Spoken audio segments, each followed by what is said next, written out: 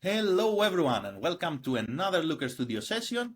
Today we are going to learn how to apply filters and how to create custom metrics in a Looker Studio report.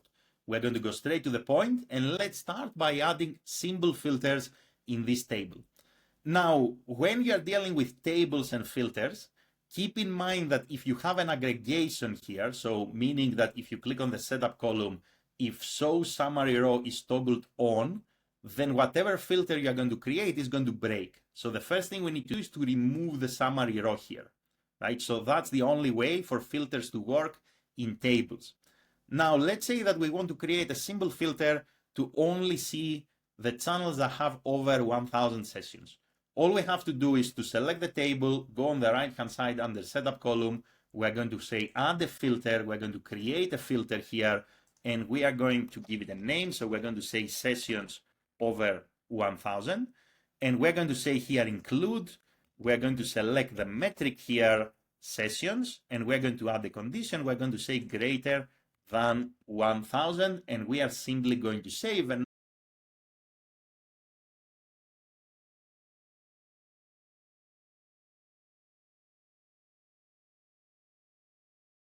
basically that includes two different metrics. So we want to see only channels that have above 1000, let's say, sessions, or maybe above 500 sessions. And perhaps we want to see only the channels at the same time that have more than 1000, let's say, key events. So how can we do this? In the same way, we're simply going to add another condition in our filter. So here we're going to select the table, right-hand side again, setup, we're going to add a filter, we're going to create a filter, we're going to give it a name, we're going to say sessions over 500 and key events, let's say over, let's say 100. And here we're going to say include, same thing that we did just now, sessions, for example, greater than 500. And now we're going to say and we are going to select another metric that is part of our table. So we're going to say key events greater than 100. And we are going to save now this filter. And now we have two conditions, right? So both sessions should be above 500 and key events should be above 100. And now you can actually have a table customized exactly to your liking. As you can see here, you can have a no end condition and also an or condition, right? So you can say sessions greater than 500 or key events greater than 100, or and, which means both need to apply at the same time. You can change these filters, you can customize them at any time by simply basically clicking here on the pen, and then you can come here and you can change the conditions. You want to create a filter that is going to include, for example, a lot of different values. So we're going to use this table here with a source medium.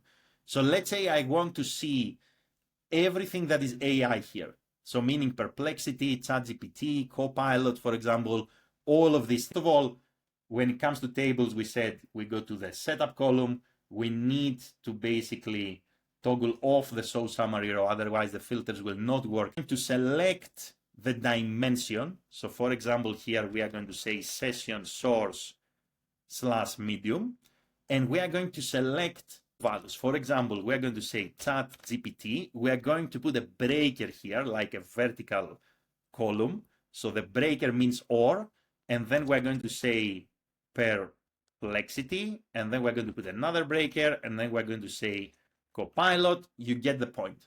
So this symbol here, the vertical breaker, is basically an or in a regular expression filter.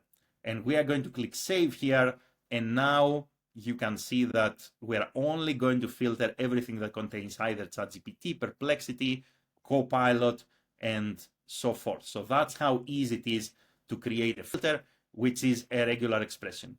As you can see here, you can create filters that are both numerical, meaning on metrics, and you can also create again, so meaning that I'm just going to re-enable the summary row because we don't have any filter.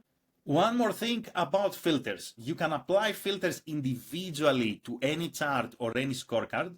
Once you have a filter that you already created, then you can actually click on any chart, any scorecard, any table, and you can simply select it here from the drop-down list. So you're going to go to filter and you are going to say add a filter, and you can reuse existing filters that you created.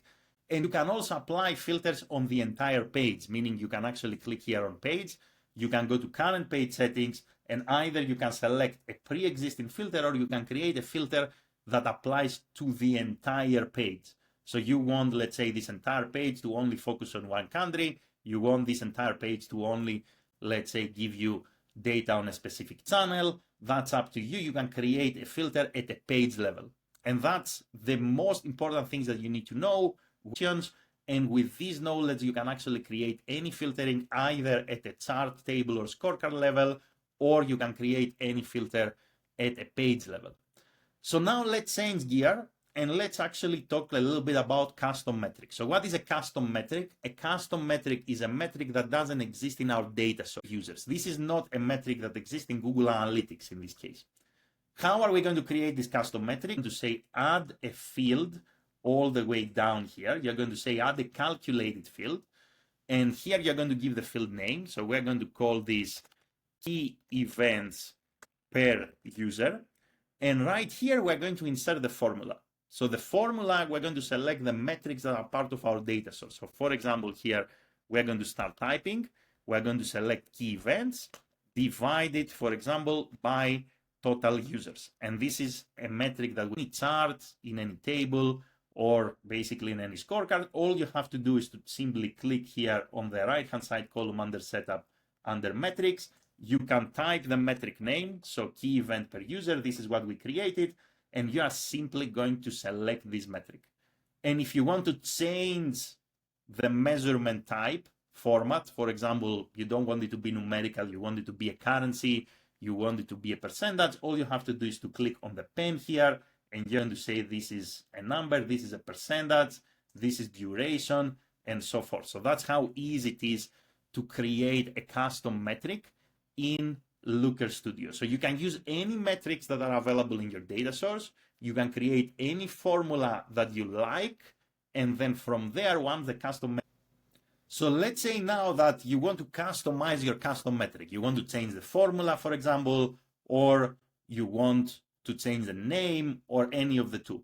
So all you have to do is to go again on the data column on the right-hand side. You need to find the metric that you created. You can either look for it through the search bar, or you can scroll down basically, and you need to find the metric that you created. So here we basically have key events per user. Events per user, we are going to basically click on the left of the metric. We're going to open this field again, and then we can change the name, we can change here the formula, and we can basically update this custom metric. So that's how easy it is to create custom metrics in a Looker Studio report.